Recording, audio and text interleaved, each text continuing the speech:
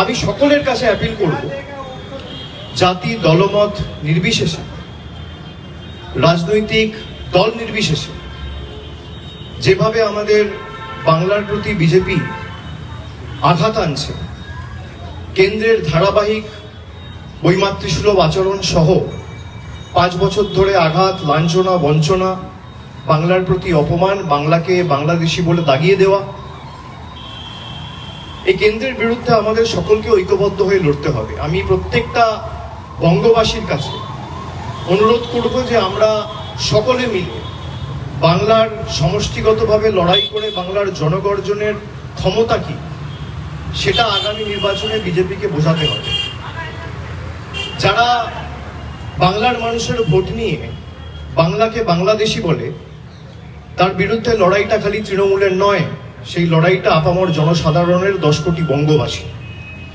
আমাদের দলনেত্রী ইতিমধ্যেই গতকাল আপনারা জানেন তৃণমূলের সোশ্যাল হ্যান্ডেল থেকে পোস্ট হয়েছে, আগামীকাল মিছিল রয়েছে এবং এসআইআর এর বিরুদ্ধে তৃণমূল কংগ্রেসের সমস্ত স্তরের নেতা কর্মী, শুভানুধ্যায়ী সৈনিকদের আহ্বান জানানো হয়েছে। বিশেষ করে কলকাতা সহ যে পার্শ্ববর্তী 2-4টি জেলা রয়েছে, যেহেতু কাল থেকে ইনিউমারেশন ফর্ম ডিস্ট্রিবিউট হবে, বিভিন্ন জেলা থেকে লোকেদের আসতে বারণ করা হয়েছে। কাল থেকে বাড়ি বাড়ি গিয়ে বিএলওদের সাথে বিএলএ টুরা থাকবে, ইনিউমারেশন ফর্ম দেবে। শুধু কলকাতা এবং তার পার্শ্ববর্তী উত্তর 24 পরগনা, দক্ষিণ 24 পরগনা, হাওড়া, এই 2-3টি জেলা থেকে মূলত সবাইকে বলা হয়েছে। তার সাথে কলকাতার 144টা ওয়ার্ড রয়েছে। আগামীকালের ঐতিহাসিক মিছিলে আমি আপনাদের মাধ্যমে সকলের কাছে আবার একবার অ্যাপিল করব যোগ দেওয়ার জন্য। এবং তৃণমূল কংগ্রেস যে কথাটা বলেছিল যে যেভাবে এসআইআর ঘোষণা হওয়ার পর থেকে একের পর এক দুর্ভাগ্যজনক ঘটনা জনসমক্ষে আসতে আমরা সকলে দেখেছি। 5 দিন 6 দিন হয়নি, ইতিমধ্যেই 6টার উপর আত্মহত্যার ঘটনা সামনে এসছে। প্রথম একদম সেই পানিহাটি প্রদীপগড় থেকে শুরু করে তারপর আপনারা দেখেছিলেন ইলামবাজারে একজন 95 বছরের বয়স্ক বৃদ্ধ মানুষ, তিনি আত্মহত্যা করেন। বারাসাতে একজন করেছেন, তামিলনাড়ুতে একজন, বর্ধমানের জামালপুরের একজন ভদ্রলোক ছিলেন, তিনি বিষকে আত্মহত্যা করেছেন। তার সাথে আরো একজন ভর্তি ছিল, আমি একটু আগে খবর পেলাম তিনিও মারা গেছে। আজকে ডানকুনিতে একজন আত্মহত্যা করেছেন এসআইআর এর আতঙ্কে এবং ভয়। আমরা যেটা প্রথম দিন থেকে বলেছিলাম যে একজন যোগ্য ভোটারের নামও যদি ভোটার তালিকা থেকে বাদ যায়, তৃণমূল কংগ্রেস এই আন্দোলন দিল্লির বুকে নিয়ে যাবে এবং যারা কেন্দ্র সরকারের এবং দিল্লির তল্পিবাহক হয়ে কাজ করে বাংলার মানুষের বিরুদ্ধে আঘাত এনে বাংলাকে ভাতে মারতে চাইছে, বাংলার মানুষের পরিচয় বাংলাদেশি বলে দাগিয়ে দিয়ে তাকে অপমান করতে চাইছে, শুধু বাংলায় কথা বলে বলে তাকে বাংলাদেশি বলতে চাইছে, তাদের বিরুদ্ধে এই লড়াই আগামী দিন আরো তীব্রতর হবে এবং দিল্লিতে গিয়ে পৌঁছাবে। আমি বলেছিলাম যে একটা যোগ্য লোকের নামও যদি বাদ যায় তাহলে তৃণমূল কংগ্রেস আগামী দিন দিল্লি যাবে। ইতিমধ্যেই যে 5-6 জন মারা গেছে তারা কি যোগ্য না অযোগ্য? বিজেপির বন্ধু এবং ইলেকশন কমিশনের প্রতিনিধিদের প্রতি আমার প্রথম প্রশ্ন, যে আপনারা বলছেন যে 2002 এর ভোটার তালিকায় যাদের নাম রয়েছে তাদের নাম বাদ যাবে না। সোনালী খাতুন, যাকে বাংলাদেশি বলে আখ্যায়িত করে বাংলাদেশে পাঠিয়ে দেওয়া হয়েছে, তার মার নাম রয়েছে 2002 এর তালিকায়, বাবার নাম রয়েছে 2002 এর তালিকায়। মুরারাই বিধানসভার ভোটার তালিকা বা খসড়া তালিকা যদি আপনারা দেখেন, সোনালী খাতুনের মায়ের নামও রয়েছে, বাবার নামও রয়েছে। হাইকোর্ট বলেছে সে ভারতীয়, সুপ্রিম কোর্ট বলেছে সে ভারতীয়, সুপ্রিম কোর্টে বোধহয় মামলা চলছে, হাইকোর্ট বলেছে সে ভারতীয়, তাকে ফিরিয়ে আনতে হবে এবং একটা নির্দিষ্ট সময়সীমা বেঁধে দেওয়া হয়েছিল তাকে ফিরিয়ে আনার জন্য। তারপরও ভারতবর্ষের স্বরাষ্ট্র মন্ত্রক বা বিদেশ মন্ত্রক কোনো উদ্যোগ দেখায়নি বা তৎপরতা দেখায়নি। তারই সাথে সুইটি খাতুন, তার মায়ের নাম রয়েছে 2002 এর ভোটার তালিকায় এবং বাবার নাম রয়েছে ঝাড়খণ্ডের ভোটার তালিকায়, খসড়া তালিকায় 2002 এর ড্রাফট ইলেকটোরাল রোলে। তারপরেও তাদেরকে বাংলাদেশি বলে পাঠিয়ে দেওয়া হয়েছে। গতকাল একটা সাক্ষাৎকারে দেশের স্বরাষ্ট্রমন্ত্রী অমিত শাহ বলেছেন, যারা ভারতবর্ষে জন্মায়নি তাদের ভারতবর্ষে ভোটাধিকার বা ভোট দেওয়ার কোন অধিকার নেই। তার যুক্তির নিরিখেই যদি আমি দেখি, তাহলে বিজেপি নেতা লালকৃষ্ণ আদবানির ভোটাধিকার প্রয়োগ করার অধিকার নেই। লালকৃষ্ণ আদবানির জন্ম কোথায় হয়েছে? অমিত শাহর যুক্তি যদি আমি ধরি, তাহলে শান্তনু ঠাকুরের ভোটাধিকার প্রয়োগ করার অধিকার নেই। যত মতুয়া ভাই বোনেরা আছে কারোর ভোট দেওয়ার অধিকার নেই। এটা আমি বলছি না, দেশের স্বরাষ্ট্রমন্ত্রী এবং বিজেপির প্রাক্তন সর্বভারতীয় সভাপতি অমিত শাহ বলছে। আমি অনুরোধ করব আপনাদের যে এরা যে সিএ ক্যাম্প করছে আপনাদের মাধ্যমে, এদের ফাঁদে কেউ পা দেবেন না। যদি কেউ সিএ ক্যাম্পে গিয়ে অ্যাপিল করেন, আসামের 12 লক্ষ হিন্দু বাঙালির মতো আপনাদের অবস্থা হবে। সবাইকে ডিটেনশন ক্যাম্পে নিয়ে গিয়ে ফেলবে। আর তৃণমূল থাকতে আপনাদের কারোর নাম বাদ যাবে না। কেউ ভয় পাবেন না, কেউ আতঙ্কে থাকবেন না। আমাদের কর্মীরা রাস্তায় নেমেছে। আগামীকাল থেকে বিএলএ-টুরা বাড়ি বাড়ি যাবে। প্রত্যেকটা অঞ্চলে, প্রত্যেকটা ওয়ার্ডে একটা করে অ্যাসিস্ট করার জন্য হেল্প ডেস্ক তৈরি করা হচ্ছে, ক্যাম্প তৈরি করা হচ্ছে, এবং প্রত্যেকটা বিধানসভায় সুনির্দিষ্ট ওয়ার্ড রুমের ব্যবস্থা থাকবে। এমপিরা দায়িত্বে থাকবে এবং এমএলএরা দায়িত্বে থাকবে। সুতরাং এদের ভয়ে বা আতঙ্কে কেউ পা দেবেন না। যেভাবে ধারাবাহিকভাবে 2021 সালে গুহারা হারার পর বাংলার চিফ সেক্রেটারিকে দিল্লিতে ডাকা থেকে শুরু করে গরিব মানুষের 100 দিনের টাকা বন্ধ করে দেওয়া, মানুষের বাড়ির টাকা বন্ধ করে দেওয়া, রাস্তার টাকা বন্ধ করে দেওয়া, আবাসের টাকা বন্ধ করে দেওয়া, জল জীবন মিশনের টাকা বন্ধ করে দেওয়া, সর্বশিক্ষা মিশনের টাকা বন্ধ করে দেওয়া, আজকের দিনে দাঁড়িয়ে বাংলার বকেয়া পাওনা 2 লক্ষ কোটি টাকা। আমরা এই টাকা ফিরিয়ে আনবো। এটা চেষ্টা করেছিল 100 দিনের গরিব মানুষের টাকা আটকাতে পারেনি। আগামী দিন দিল্লি তৃণমূল কংগ্রেস যাবে। দেখুন, এখনো এসআইআর শুরু হয়নি, আগামী কাল থেকে শুরু হবে। ইনিউমারেশন ফর্ম এখনো ডিস্ট্রিবিউটই হয়নি। তার আগে 6 জন মারা গেছে 6 দিনে, আপনি দেখুন। এবং সবার প্রায় ভোটার তালিকায় নাম ছিল কারোর 95 বছর বয়স, কারোর 57 বছর বয়স, কারোর 28 বছর বয়স, কারোর 62 বছর বয়স। দিনহাটাও একজন ভদ্রলোক বিষ খেয়ে এখনো হাসপাতালে ভর্তি রয়েছে। আমরা তার সুস্থতা কামনা করি। কিন্তু যেভাবে বাংলার মানুষকে মৃত্যু মুখে ঠেলে দেওয়া হচ্ছে, এই কারণেই আমরা এদেরকে বাংলা বিরোধী বলি, এই কারণেই আমরা এদেরকে জমিদার বলি। আর প্রকৃত যদি আপনাদের অনুপ্রবেশকারী শনাক্তকরণ করে বাইরে পাঠাতে হতো, ডিপোর্ট করাই উদ্দেশ্য থাকতো, তাহলে যে একটা রাজ্য মায়ানমার এবং বাংলাদেশের সাথে বর্ডার শেয়ার করে সেখানে এসআইআর হচ্ছে না কেন? এর প্রশ্ন তো ইলেকশন কমিশনও দিতে পারেনি, বিজেপিও দিতে পারেনি। উত্তরটা কি? বিজেপির প্রশ্ন আপনারা আমাদেরকে করেন, আমরা উত্তর দিই। আমরা যে প্রশ্নগুলো করছি, সংবাদ মাধ্যমের প্রতিনিধিদের তো দায়িত্ব এই প্রশ্নগুলো গিয়ে পাল্টা ইলেকশন কমিশনকে করা। কালকে কুলপিতে এরা বলছে 2002 এর ভোটার লিস্টকে আমরা বেঞ্চমার্ক হিসেবে ধরবো। কুলপির ক্ষেত্রে 2002 এর ভোটার লিস্ট নেই। আপলোড যেটা করা হয়েছে সেটা 2003 এর রোল। আপনি কিভাবে এসআইআর করার কথা বলেন? এখানে ইলেকশন কমিশনই অপ্রস্তুত।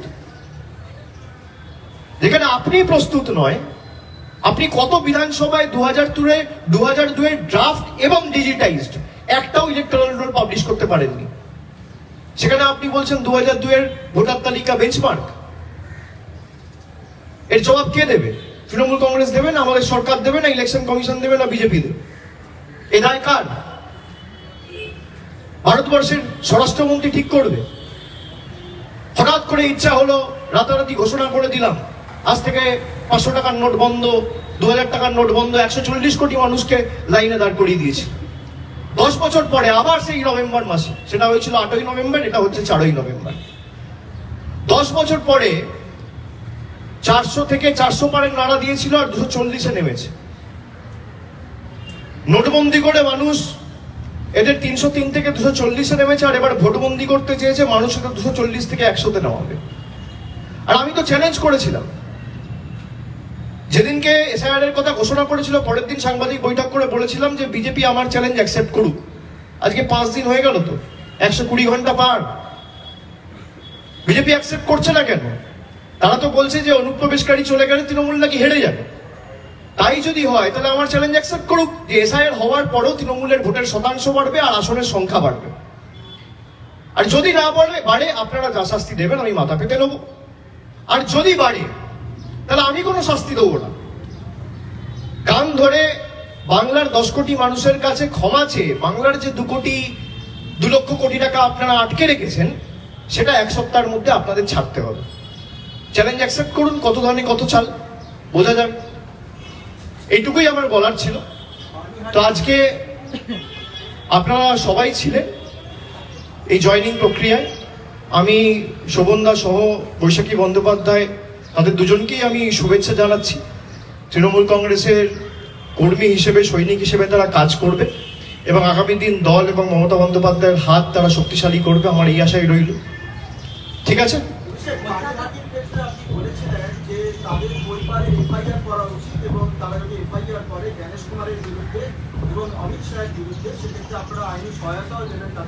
হ্যাঁ নিশ্চয়ই।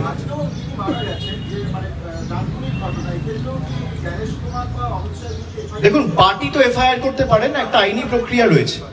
কোথাও যদি কারোর কোন রকম আইনি সাহায্য সহযোগিতার প্রয়োজন বোধ হয়, আমাদের কর্মীদের বলাই রয়েছে যে যদি কোথাও কোনো রকম কোনো আইনি সাহায্য কেউ চায় আমরা নিশ্চিতভাবে তাদের পাশে থাকব এবং তার জন্য দরকার হলে একটা প্রপার লিগাল টিমও আমরা তৃণমূল কংগ্রেসের তরফ থেকে রেডি রাখবো। যেখানে আমরা খবর পেয়েছি আমরা সঙ্গে সঙ্গে গেছি, দাঁড়িয়েছি। এবং তার যদি মনে হয় যে আমি এফআইআর করেছি, তদন্ত কোথাও আটকে রয়েছে বা বিচার ব্যবস্থার কারণে কোথাও হয়তো তদন্ত থমকে গেছে, আমরা সেটা লিগালি টেক আপ করবো। আমাদের যতটুকু সামর্থ্য আমরা আইনি সহযোগিতা সাহায্যের হাত বাড়িয়ে দেবো। কাল থেকে বিএলওরা বাড়ি বাড়িতে যাবেন। বিজেপি এই মুহূর্তেই বিএলওদের হুমকি দিচ্ছে। তিনি সরকারি কর্মচারী হতে পারেন, তার প্রতি আপনাদের আবেদন বা পরামর্শ কি থাকবে? মানে কিরকম ভাবে তিনি আগামীকাল থেকে কাজটা করা উচিত, মানে বিএলওদের কি কাজ করা উচিত বিএলওরা নিজেরা সবাই ভালো করে জানে। কিন্তু বিজেপি যে আতঙ্কের পরিবেশ তৈরি করছে, বিশেষ করে বিজেপির কিছু নেতা তারা হুমকি দিচ্ছে যে বিএলওদের অ্যারেস্ট করা হবে। আমরা তার এগেনস্টে কমপ্লেনও করেছি। ইলেকশন কমিশন যদিও কোনো ব্যবস্থা নেয়নি, ইলেকশন কমিশনে তো গেরুয়াকরণ হয়ে গেছে। আমি সেই জন্যই ভারতের মানে দেশের জাতীয় নির্বাচন কমিশনকে বিজেপির সহচরী সংস্থা বলি। বিজেপির মানে ক্লোজ অ্যাসোসিয়েট, তারা বিজেপির কথায় অঙ্গুলি হেলনে চলে। তা না হলে আমরা যেই তথ্যগুলো দিচ্ছি তার কোনো সদুত্তর নেই, আমরা যে কমপ্লেনগুলো করছি তার বিরুদ্ধে কোনো ব্যবস্থা নেই। আর এসআইআর ঘোষণা হওয়ার পর বিজেপি নেতারা বলে দিচ্ছে এত নাম বাদ যাবে, এত বিএলওকে অ্যারেস্ট করা হবে, তার বিরুদ্ধে তো ব্যবস্থা নেওয়ার দায় দায়িত্ব ইলেকশন কমিশনের। যদি কারোর কোনো সাহায্য সহযোগিতার প্রয়োজন হয় আমি প্রত্যেকটা বিএলওর কাছে অ্যাপিল করব। আমাদের সব জায়গায় ক্যাম্প থাকবে, আপনাদের সাহায্য সহযোগিতা হলে প্রশাসনের সাথে যোগাযোগ করবেন। নির্বাচন কমিশনকে যেমন আপনারা জানাবেন, আপনারা প্রশাসনকেও জানাবেন, প্রশাসন আপনাদের পাশে দাঁড়াবে। ক্যাম্পের সংখ্যা গত কয়েকদিন ধরে বাড়ানো হচ্ছে, ছিল হচ্ছে ঠাকুরবাড়ির দিকে, নর্থ বেঙ্গলে নিয়ে চলে গেছে, আলিপুরদুয়ারেও করেছে। কোথাও মনে হচ্ছে যে কোচবিহার হেরে যাওয়ার পর রাজবংশী ভোটের যেহেতু ফ্যাক্টর আছে, তাই ওখানে এরকম ভাবে ক্যাম্প করে টানার চেষ্টা হচ্ছে। দেখুন, আপনারা কোচবিহারের ক্ষেত্রে বা উত্তরের যে জেলাগুলো রয়েছে, বিশেষ করে জলপাইগুড়ি, আলিপুরদুয়ার, কুচবিহার, আপনারা দেখেছেন যে আসামের কোনো এখতিয়ার বাংলায় নেই, সেই আসামের ফরেন ট্রাইব্যুনাল চিঠি দিয়ে বাংলার রাজবংশী মায়েদের ভাইদের বলছে বাংলাদেশি। যারা জন্মের পর জন্ম, প্রজন্মের পর প্রজন্ম বাংলায় থেকেছে, রয়েছে, যাদের ঘর বাড়ি জমি সব বাংলায়, যাদের কোনো এখতিয়ার নেই, ম্যান্ডেট নেই এই মাটিতে, সেই আসামের ফরেন ট্রাইব্যুনাল চিঠি দিয়ে রাজবংশীদের বলছে বাংলাদেশি। আর সেই বিজেপি সেই আসামের সরকারকে শিক্ষা না দিয়ে তাকে পুরস্কৃত করছে তার রাজ্যে এসআইআর না করে।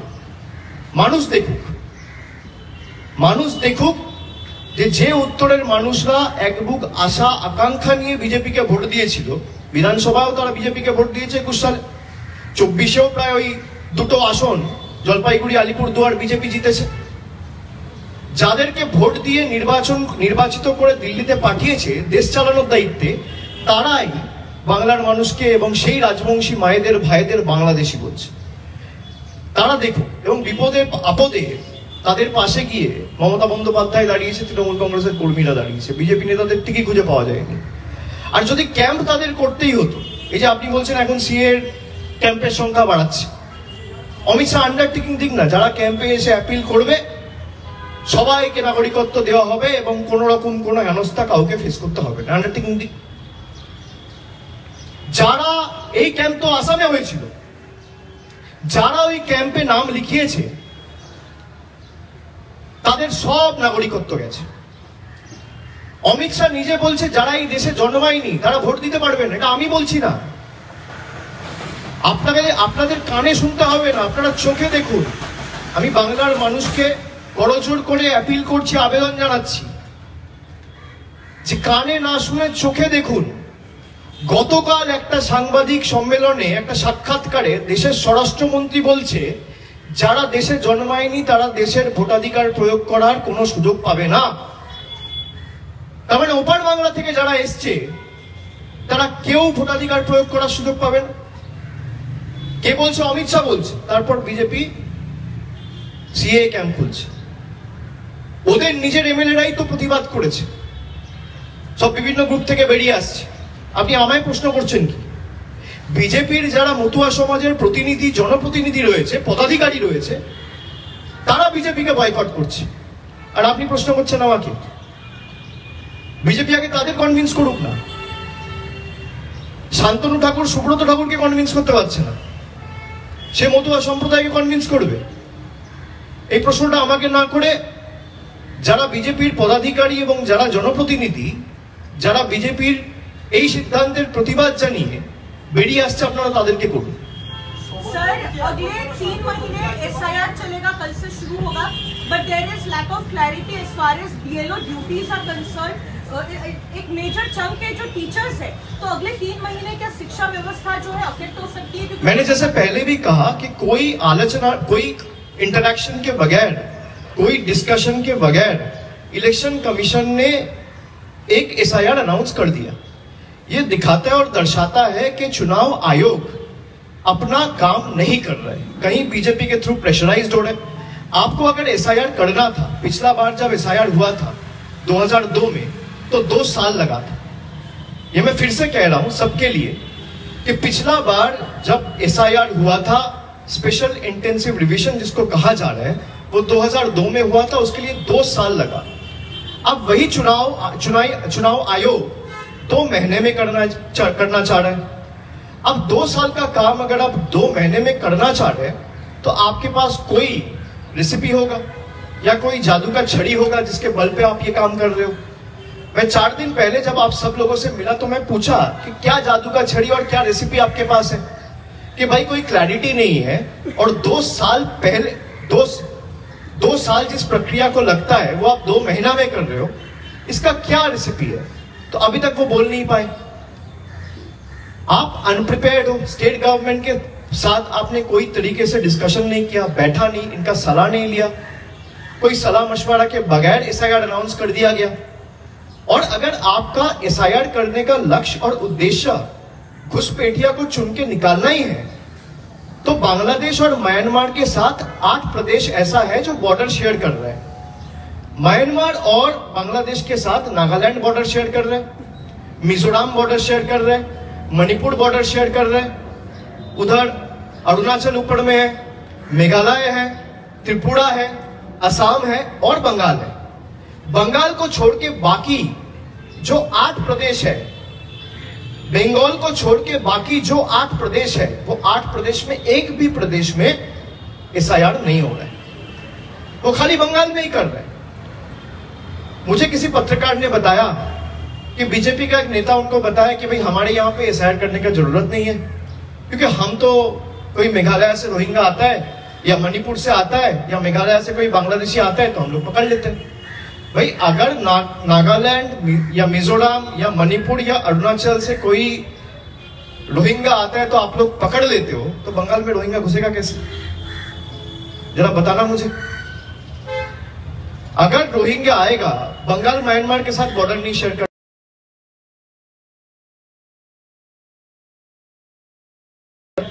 इनको देश का मैप भी पता नहीं है, उनको बताइए कि भाई जरा देश का मैप देख लो, नॉर्थ ईस्ट का मैप देख लो, एक बार छोड़ दो।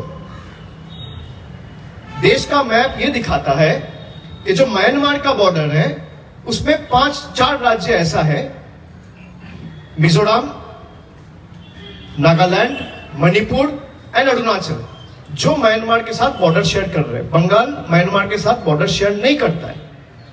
तो रोहिंग्या का बंगाल में आना सवाल ही पैदा नहीं होता अगर ये 4 राज्य जोर जबरदस्ती उनको घुसा के बंगाल ना भेजे तो। और ये प्रदेशों में डबल इंजन सरकार है, या तो एनडीए सरकार है या बीजेपी सरकार है। असम में बीजेपी सरकार है, मेघालय में एनडीए सरकार है,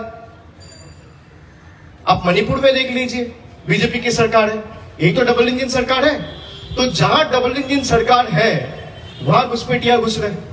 आप ही लोग, पत्रकार लोग, इस सबने न्यूज किया कि 1 महीना पहले बांग्लादेशी पकड़ा गया त्रिपुरा में, मिजोरम में।